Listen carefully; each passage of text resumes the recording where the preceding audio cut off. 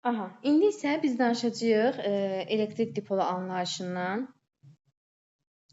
Deməli, indi isə biz danışırıq elektrik dipolu anlayışından. Elektrik dipolu nədir? Aralarındakı məsafə L olan, modulca bərabər işarəcə əks iki nöqtəvi yükdən ibarət sistemdir, belə deyək. Yəni fərz edək ki, mənim bir dənə müsbət yüküm var və bir dənə də mənfi yüküm var. Əks işarəli yüklərdir və bu olsun müsbət, bu olsun mənfi. Bunların da aralarındakı məsafəyə də bir L məsafəsi deyək. Yəni lap buradan götürək. Aralarındakı məsafəyə də L məsafəsi deyək. Deməli, aralarındakı məsafə L olan, modulca bərabər, işarəcə əks olan iki nöqtəvi yükdən ibarət sistemə deyilir. Yəni məsələn tutalım, bu da 3 kulondur, bu mənfi 3 kulondur. Bu artıq bizim üçün nə adlanır? Elektrik dipolu adlanır. Daha sonra sərbəst yüklər anlayışı var. Sərbəst yük nədir? Elektrik sahəsinin təsiri ilə uzaq məsafələrə hərəkət edə bilən yüklərdir, yerini dəyişə bilən yüklərdir. Adından məlumdur da, sərbəstdir. Yəni sərbəst yüklər buna görə deyilir. Aha, bu da oldu qeyd etdiyimiz kimi elektrik dipolu anlayışı. İndi sərbəst yükləri də bildik. Bağlı yüklər isə elektrik sahəsinin təsiri ilə yalnız atomun ölçüsü tərtibində yerini dəyişə bilən yüklərdir. Yəni onlar çox böyük məsafələrə yerini dəyişə bilmirlər. İndi sərbəst yüklərin konsentrasiyasına, yəni hərəkətinə və ümumiyyətlə hərəkətin xarakterinə görə mühitləri 3 yerə bölürlər. Birincisi var naqillər. Aha, naqillərdə sərbəst yükdaşıyıcıların sayı olduqca çoxdur. Yəni onlar elə bir mühitdir ki, orada sərbəst yükdaşıyıcılar hədsiz dərəcədə çoxdur. Buna görə də cəryanı yaxşı keçirdirlər. Çünki naqil daxilində cəryanı aparan elə sərbəst yükdaşıyıcılardır. Yəni sərbəst yük daşıyanlar, yükdaşıyıcı hesabına yüklər bir tərəfdən digər tərəfə keçir və beləcə cəryan yaranır. Ona görə də bir maddə daxilində sərbəst yükdaşıyıcıların sayı nə qədər çoxsa, deməli onun cəryan keçirməsi də bir o qədər yaxşı olacaq ki, bunları da misal olaraq naqilləri göstərə bilərik. Naqillər də əsasən metallara aiddir, istir bərk halda, istir maye halda olan metallar, duz, turşu və qələvi məhlullar, həmçinin plazma naqillərə misaldır. Daha sonra ikinci var yarım keçiricilər. Yarım keçiricilər sərbəst yükdaşıyıcıların miqdarı xarici təsirlərdən asılıdır. Yəni temperaturu artırdıqca yarana bilər və yaxud da istilikdə içərisinə aşkar vurmaqla, işıqlanma verməklə, elektrik və maqnit sahəsi yaratmaqla sərbəst yükdaşıyıcıları yaratmaq olur. Ona görə də bunlar yarım keçiricidirlər. Yəni onlar yalnız xarici təsir olmalıdır ki, içində sərbəst yükdaşıyıcı yaransın. Sərbəst yükdaşıyıcı yarandan sonra da bəli, cəryanı qismən keçirdirlər. Bunlara da əsasən germanium, silisium, selen, tellur və sair elementlər aiddir. Həmçinin bir sıra minerallar, oksidlər, sulfidlər də elə məhz yarım keçiricilərə aiddir. Aha, deməli ikinci də oldu yarım keçiricilər və üçüncü nəhayət dielektriklər. Dielektriklər yalnız bağlı yüklərdən, yəni yalnız aslı yüklərdən ibarət sistemdir. Onlarda sərbəst yükdaşıyıcıların sayı demək olar ki, yoxdur. Yəni yox dərəcəsində azdır, belə deyək. Buna görə də dielektriklər deməli cəryan keçirmirlər. Yəni adından məlumdur da dielektrik. Yəni qarşısında inkar şəkilçisi var. Bunlara qazlar, bəzi mayelər, yəni tamamilə saf suyun özü, duzlu və sair minerallı su yox ha. Bəzən bizə deyirlər ki, əlinizi sulu əlinizi məsələn hər hansı bir rozetkaya vurmayın, sizi tok vurar. Bunun səbəbi bizim suyun saf olmamasıdır. Yəni əslində saf su cəryan keçirmir. Sadəcə onun içərisində bəzi maddələr artıq ionlar əmələ gətirir ki, bunun nəticəsində cəryan keçməsi yaranır. Yoxsa normalda saf su, distillə edilmiş su cəryan keçirmir. Aha, şüşədir, kəhraba, çini və s. belə şeylər də qeyri-elektrikdirlər və yaxud da dielektrikdirlər. Yəni cəryan keçirmirlər. Niyə? Çünki sərbəst yükdaşıyıcılar yoxdur. Aha, deməli oldu bu da dielektriklər. Bir də elektrostatik induksiya var. Elektrostatik induksiya nə deməkdir? Elektrik sahəsində yerləşən naqilin, yəni hər hansı bir elektrik sahəsi var və bu elektrik sahəsində yerləşən naqilin daxilində sərbəst yüklərin ayrılması prosesidir. Yəni naqilin daxilində də sərbəst yükdaşıyıcılar ayrıldığına görə intensivlik 0 olur. Elektrostatik induksiya hadisəsində də elektrik sahəsində həssas olan radio elementləri qorumaq üçün və s. kimi məsələlərdə istifadə olunur. Daha sonra biz danışa bilərik nədən? Dielektriklərdən danışmışkən orada qeyd edək. Dielektriklərin iki növü olur. Polyar dielektriklər və qeyri-polyar dielektriklər. Polyar dielektriklərdə müsbət və mənfi yüklərin paylanma mərkəzləri üst-üstə düşmür. Yəni üst-üstə düşməyən molekullardan təşkil olunur. Amma qeyri-polyar dielektriklərdə müsbət və mənfi yüklərin paylanma mərkəzləri üst-üstə düşən molekullardan təşkil olunurlar. Bunları yadımızda saxlayaq. Deməli bunları da qeyd etdik. Polyar və qeyri-polyar olur dielektriklər, belə deyək. Bəs polyarlaşma özü nədir? Polyarlaşma özü dielektrikin müsbət və mənfi bağlı yüklərinin bir-birindən əks istiqamətdə yerini dəyişməsidir. Yəni yüklərin əks istiqamətdə yerini dəyişməsi artıq polyarlaşma hesab olunur. Və burada onu da qeyd edək ki, elektrik sahəsi də qeyri-polyar dielektriklər hesabına yaranır. Yəni dielektrikdən danışmışkən dielektrik nüfuzluluğundan da danışaq. Bunu keçən dərs demişik əslində. Dielektrik nüfuzluluğu nə idi? Epsilon hərfi ilə işarə olunurdu və vakuumdakı intensivliyin mühitdəki intensivlikdən nə qədər çox olduğunu və yaxud da mühitdəkinin vakuumdakindən nə qədər az olduğunu göstərirdi və burada təbii ki, görürük ki, intensivliyi intensivliyə böldüyümüzə görə vahidi yoxdur və yaxud da adsız kəmiyyətdir deyə bilərik. Yəni dielektrik nüfuzluluğu üçün. Bunu keçən dərsimizdə olsa danışmışdıq. Bu da belə. İndi bunları bildikdən sonra elektrik sahəsində yükün yer dəyişməsi zamanı görülən iş, potensial və potensiallar fərqindən danışaq. Birinci danışaq yükün yer dəyişməsi zamanı görülən işdən. İndi fərz edək ki, bir dənə müsbət elektrik yükümüz, yəni Y yükümüz olsun, intensivliyi bir cins elektrik sahəsinin bir nöqtəsindən iki nöqtəsinə yerini dəyişir. Gəlin onda birinci bir cins elektrik sahəsini çəkək. Bir cins elektrik sahəsini çəkdik. İndi burada da intensivlik xətlərin, baxın, təbii ki, biz nə demişdik? Müsbətdən çıxır, mənfiyə daxil olur. Ona görə də müsbətdən çıxıb mənfiyə daxil olma istiqamətinə göstərir. Bu olur bizim Y intensivlik xətlərimiz. İndi qeyd etdiyimiz kimi fərz edirəm ki, yük bir nöqtəsindən iki nöqtəsinə müəyyən bir, bax bu şəkildə fərz edək ki, yer dəyişmə edir. İndi mən burada deyirəm ki, cismin deməli birinci məsafəsinə D1 deyirəm. Yəni belə fərz edək ki, məsələn, bunun buradan bura kimi məsafəsi, baxın, buradan bura kimi məsafə olsun D1 məsafə, D1 və iki nöqtəsindən olan məsafəsi də, yəni buradan bura qədər məsafəyə də deyək D2. Yəni 2 dayandığı yerdən bura qədər məsafə də olsun D2. Onda deməli burada biz əgər istəsək cismin getdiyi yolu tapmaq, yəni bura artıq bizim üçün delta D-dir. Yəni D1-dən, yəni bunun hamısından bu hissəni çıxsam, təbii ki, yerdə yükün getdiyi yol qalacaq. Onda deməli burada getdiyimiz məsafə delta D olacaq, delta D. Delta D-nin də asılışı nə olacaq? Delta D-nin də asılışı təbii ki, D1 çıxaq D2 olacaq. Yəni birinci yoldan ikinci yol çıxım ki, yükün nə qədər getdiyini görüm də. Bu belə. İndi burada mən görülən işi tapmaq istəyirəmsə, yadımıza salmalıyıq nəyi? İşin düsturu. Deməli, iş nəyə bərabər idi? Bir dənə yadımıza salaq. Biz bilirik ki, görülən iş A bərabərdir.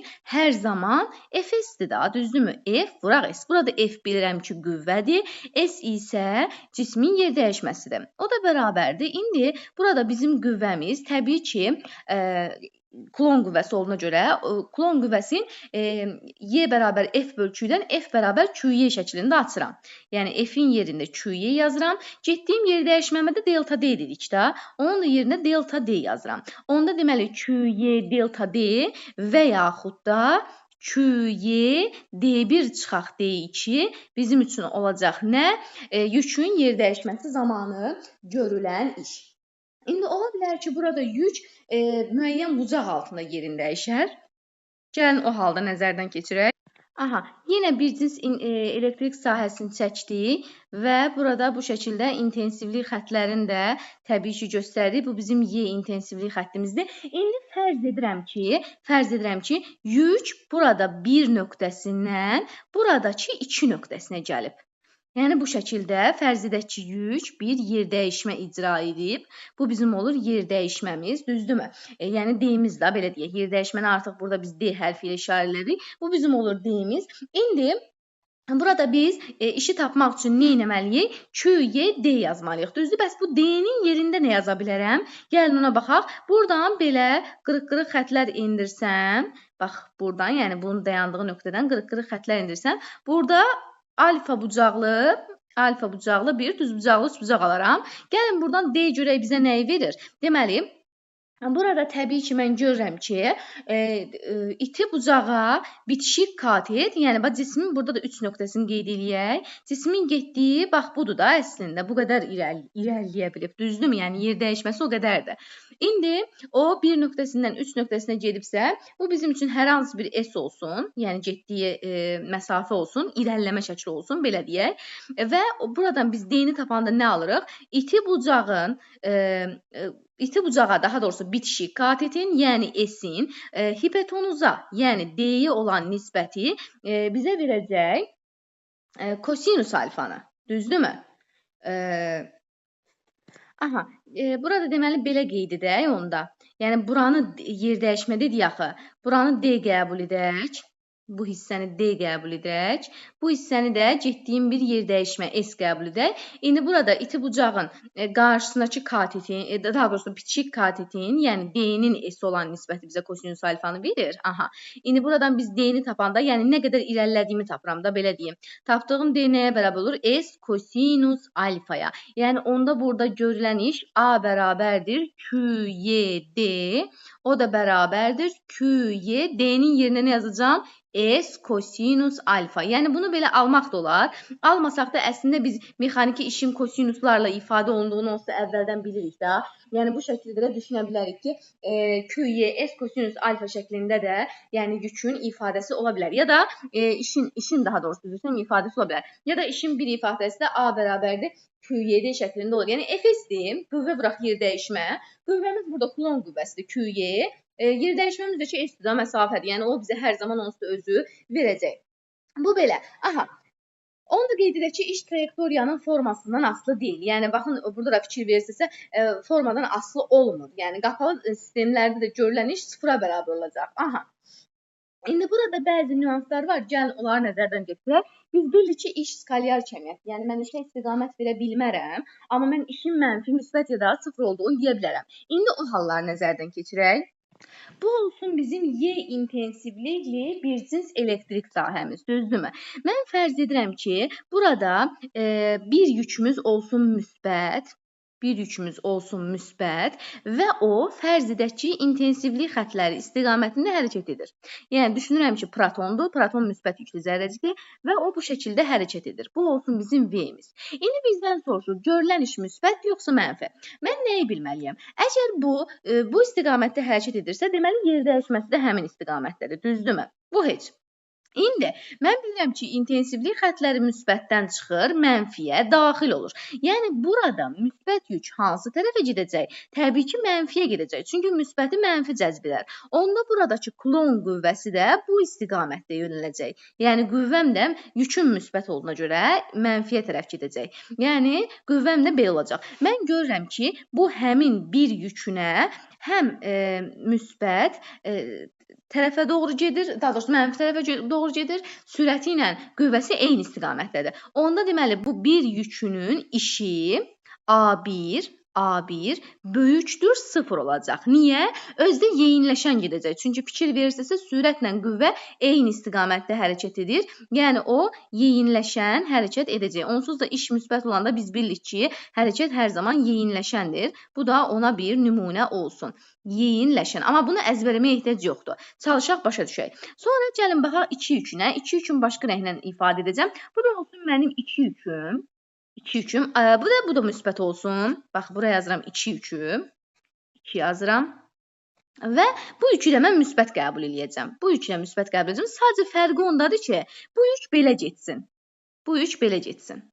Yəni, sürətimiz bu istiqamətdədir.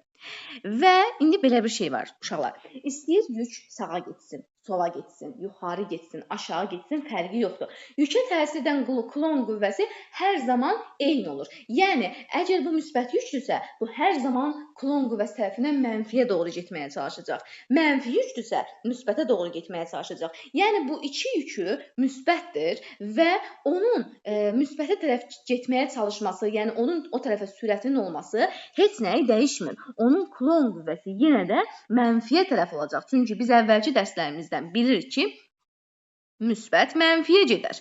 Bu şəkildə, yəni qüvvəm yenə mənfiyə tərəf oldu. Müsbət yük hər zaman mənfiyə tərəf gedir. Yəni intensivlik xəttlərlə eyni istiqamətdə. İndi mən buradan nə görürəm? Mən buradan artıq görürəm ki, iki yükünün işi sıfırdan kiçik olacaq. Niyə? Çünki yer dəyişməklə, yəni sürətlə qüvvə əks istiqamətdə yönəliblər. 180 dərəcə əmələ gətiriblər və onda necə hərəkət eləyəcək? Onda təbii ki, yavaşlayan hərəkət eləyəcək. Yəni qrafiklərimizdə yavaşlayanın qrafikləri olacaq. İndi aşağıdan mənfi yükdən danışmaq istəyirəm. Tutalım ki, burada bizim bir dənə mənfi yükümüz var. Bu da olsun bizim 3-cü yükümüz və deyirəm ki, bu yük mənfi yükdür və fərz edək ki, bu mənfi yük yenə də belə gedir.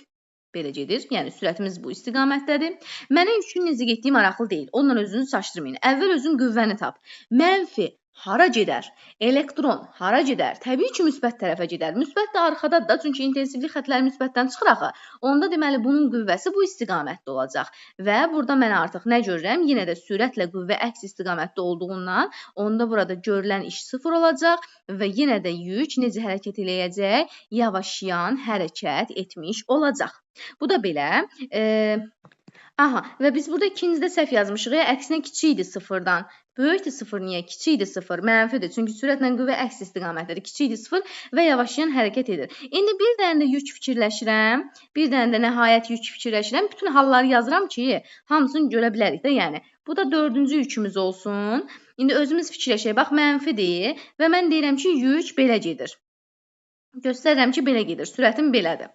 İndi baxıram. Yük sola gedir. Mənə hələ sürəti bilmək kifayət deyil. Qüvvəni tapmalıyam. Mənfi hara gedər? Müsbətə gedər. Deməli, onun qüvvəsi də bu istiqamətdə yönələcək. Çünki mənfi hər zaman həqiqətən də müsbətə gedər. Onda deməli, mən burada görürəm ki, bəli, həqiqətən də burada qüvvə ilə yer dəyişmə eyni istiqamətdə yönəldi. Onda deməli, görülən iş böyük olacaq sıfırdan və necə hərəkət olacaq? Yeyinləşən hərəkət olacaq. Deməli, qüvvəni tapırıq. Sürəti də onsuz özü verəcək.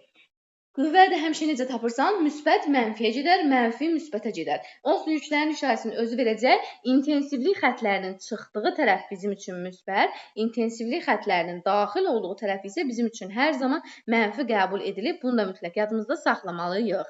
Bu da belə, bu da yüklərin ifadələri oldu. İndi potensial haqqında danışmaq istəyirəm. Potensial nədir? Potensial sahənin enerji xarakteristikasıdır. Ümumiyyətlə biz belə bir şey keçmişdik. Yadımızdadır. İş əks işarələ potensial enerjinin dəyişməsinə bərabər idi. Yəni iş özü biz dedik ki, nədir? QYD. Düzdür? O da bərabərdir mənfi potensial olduğuna görə, potensial enerji olduğuna görə. Mənfi QYD də bizim üçün potensial enerjinin ifadəsi olacaq. Yəni bunu da bu şəkildə yadımızda saxlaya bilərik ki, bu da yükün potensial enerjisini göstərir. Bunu da bu şəkildə yadımızda saxlayaq. İndi keçək potensialdan danışmağa. Potensial nədir? Potensial sahənin enerji xarakteristikasıdır. Yəni, bax, fi hərfi ilə işarə olunur potensial özü. Potensial enerjinin yükün miqdarına olan nisbətinə bərabərdir. Yəni, bir klon yükün malik olduğu potensial enerji elə potensial anlayışını göstərir. Və burada potensialın da vahidi 1 volt qəbul edilmişdir. O da fikir verin nədir? 1 joule bölək klondur. Qeyd etdiyimiz kimi o da nəyə bərabərdir? 1 volt anlayışına bərabərdir. Bax, bu olur bizim yeni anlayışımız, potensial anlayışımız. Yəni, burada bu fi nə olacaq? Bu fi potensial anlayışı olacaq. Belə deyək. Deməli, nə oldu? Sahənin enerji xarakteristikası oldu. Burada da qeyd edək ki, potensial fi sınaq yükündən, yəni Q-dən asılı deyil. Bax, sınaq yükündən söhbət gedir ha. Sınaq yükündən, bu sınaq yüküdür. Sınaq yükündən asılı deyil. Bunu da yadımızda saxlayaq. İndi bundan başqa nə deyə bilərik biz? Potensial fikir verirsinizsə burada potensial enerjinin Q-yə olan nisbətidir də. Buradan mən yeni ifadə ala bilərəm. Phi bərabərdir. Dedik ki, W potensial bölək Q. O da bərabərdir. W potensial özü QYD idi də. QYD bölək Q. Burada Q'lər ixtisarcıdır və YD ifadəsini alırıq. Onda deməli phi həm də nəyə bərabərdir? Phi bərabərdir. YD şəklində də görə bilərik. Yəni bu ifadə də bizim üçün yeni bir ifadə olur. Voltun yeni bir ifadəsini də almış oluruq bu şəkildə. Deməli, buradan Q'lər birə ixtisar edəndə yeni bir ifadə alır. Aha, indi vakuumda və dielektrik daxilində də nöqtəvi yükün potensialına rast gələ bilərik. İndi bunda belə olur ki, phi bərabərdir. Deməli, y vuraq r fikri şəklində yazsaq, o d də bir yaxşı məsafə. Onu r kimi düşünsək, o da bərabərdir. Y özü kq bölək r kvadrat idi axı. Vuraq r olanda bu r'lərin bir ixtisarcıdır, kq bölək r alınır. Bax, bu ifadə artıq bizim üçün olur potensialın ifadəsi. Epsilondan da istəsəm bunu yazaram. Phi bərabərdir kq bölək epsilon r şəklində olacaq. Bu da yəni mühitdəkidir, bu da vakuumdakıdır.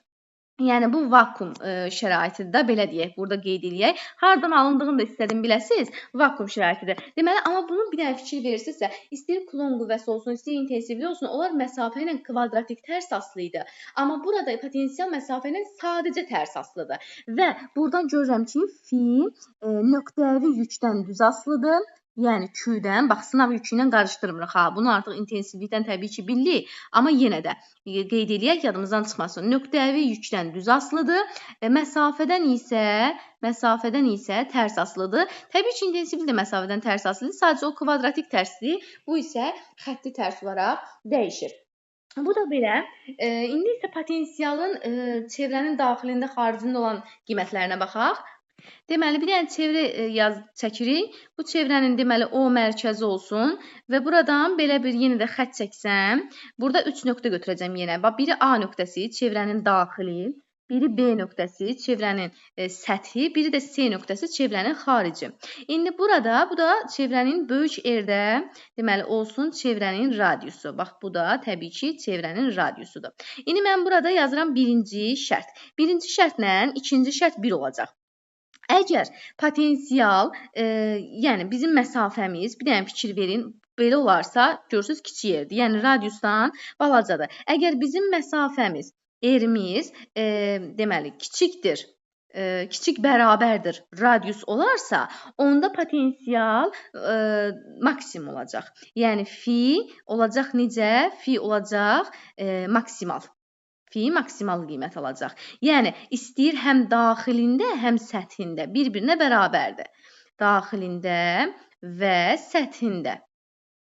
Yəni, burada onda necə yazacağam? Yəni, phi A daxilidir, phi B səthidir. Bunlar bir-birinə bərabərdir və nədirlər?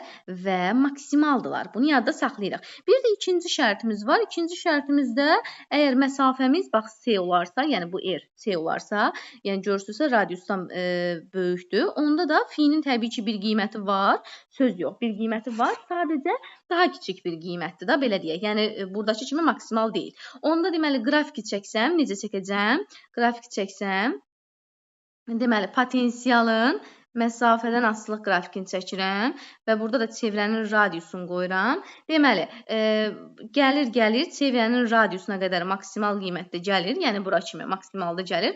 Bundan sonra B nöqtəsindən sonra artıq başlayır azalmağa bu şəkildə. Bəs intensivlikdən bunun fərqi nədir? İntensivliyin daxilində 0 idi. Yəni, intensivliyin A nöqtəsində 0 idi, yəni çevrənin daxilində. Çevrənin səthində maksimum idi. Xaricində də var idi, amma səthində daha böyük idi. Amma potensialın daxilində 0 olmur. Daxili ilə səthində eyni və maksimal olur. Xaricində yenə də olur, amma az olur da, belə deyək. Aha. Bu da olur bizim çevrənin, deməli, kürənin yaratdığı sahənin birlikdə potensialı. Aha. İndi burada bir neçə yükün yaratdığı sahənin potensialından söhbət gedə bilərik. Bir neçə yükün yaratdığı sahənin potensialı ayrı-ayrı yüklərin yaratdığı sahənin potensialları cəminə bərabərdir. Yəni superpozitiv prinsiplə phi bərabərdir. Phi 1 üstə gələk phi 2 üstə gələk nöqtələr üstə gələk phi n şəklində olur. Yəni burada cəbri cəmindən söhbət gedir. Çünki potensial özü skalyar cəmiyyətdir. İndi potensialla bitirdik. Potensialı bildik. Potensialı bildik. İndi var potensiallar fərqi. Potensiallar fərqinə gərginlik də deyilir. Gərginlik bilirsiniz nədir? Bir yük elektrik sahəsində bir nöqtədən başqa yerə hərəkət edir. Düzdür? Bir yaxud çəkdiyi birdən ikiyə hərəkət edir. Bu hərəkət zamanı yük müəyyən iş görür. Bir klon yükün gördüyü iş potensiallar fərqidir. Yəni gərginlikdir, belə deyək. Və burada iki nöqtə arasındakı yükün yerdəyişməsi zamanı görülən işin həmin yükün miqdarına olan nisbəti gərginlik anlayışıdır. Və yaxud potensiallar fərqi. Potensiallar fərqinə mən delta phi də deyə bilərəm. Potensiallar fərqinə deməli delta phi deyə bilərik. Delta phi nə olacaq? Delta phi phi1 çıxaq phi2 olacaq. Çünki burada intensivliyin müsbətə yaxın olan tərəfində potensial daha çox olur. Potensial həmişə yadında saxlayın, çoxdan aza gedir. Və bu da özü nəyə bərabər olacaq? U-ya. Potensiallar fərqi U-ya bərabərdir. Və buna mən həm də nə deyəcəm? Həm də gərginlik də deyə bilərəm. Yəni bundan sonra daha çox gərginlik sözündən istifadə edəcəyik. Deməli, gərginlik nə olacaq? A bölək Q. Yəni görülən işin yükün miqdarına olan nisbəti şəklində ifadə olunacaq. Təbii ki, buradan yenə mən vahid çıxartmaq istəsəm, işi yükə bölürəm də. Təbii ki, potensialla eyni vahid alınacaq. 1 joule bölək klon, o da 1 volt deməkdir.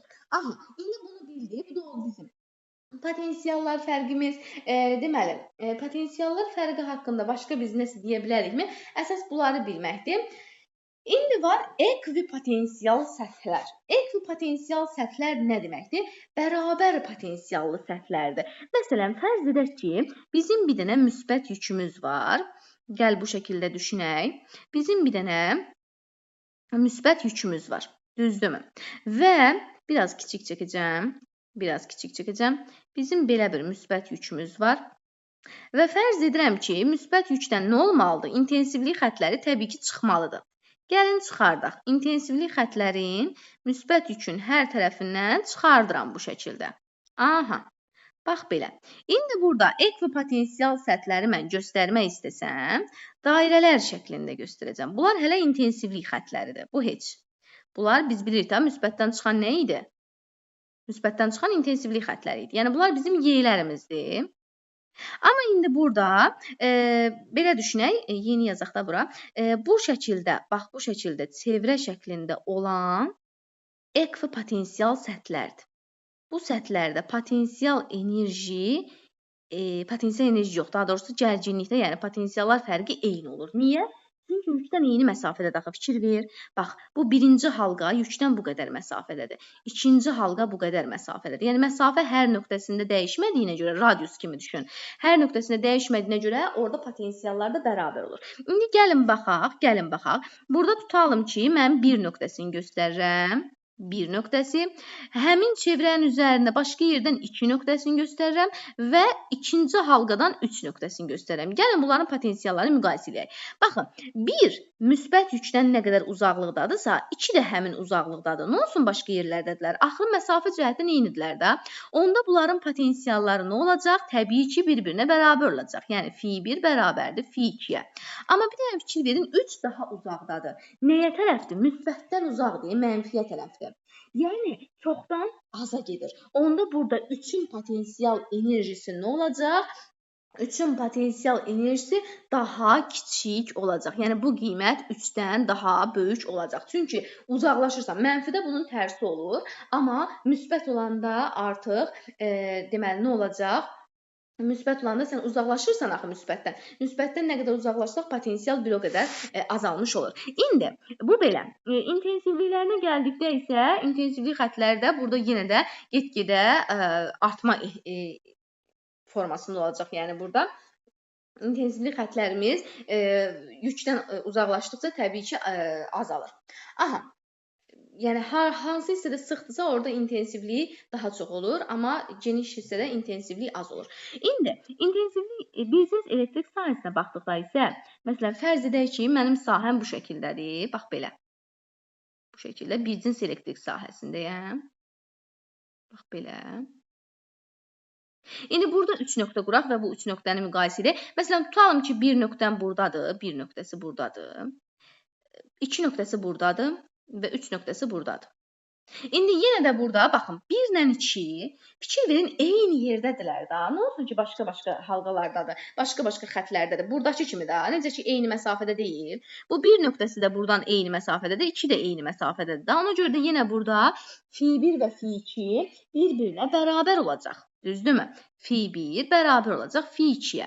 Amma bura müsbətdir, bura mənfi. Mən görürəm ki 3 nöqtəsi mənfiyə daha yaxındır. Onda deməli 3 nöqtəsinin potensialı da daha kiçik olacaq. Yəni ümumiyyətlə belə yadınızda saxlayın ki, bu belə axmır. Axdıqca potensial məsələn deyirəm, burada 10-dursa, burada 8-dir. Burada 6-dır, burada 4-dür. Yəni potensial get-gedə azalır. O yadınızda saxlayın. O şəkildə yadınızda qalacaq. Potensial həmişə çoxdan aza doğru gedir. Bunu yadımızda saxlayaq. Vəssalam, bu da potensialın işarələri.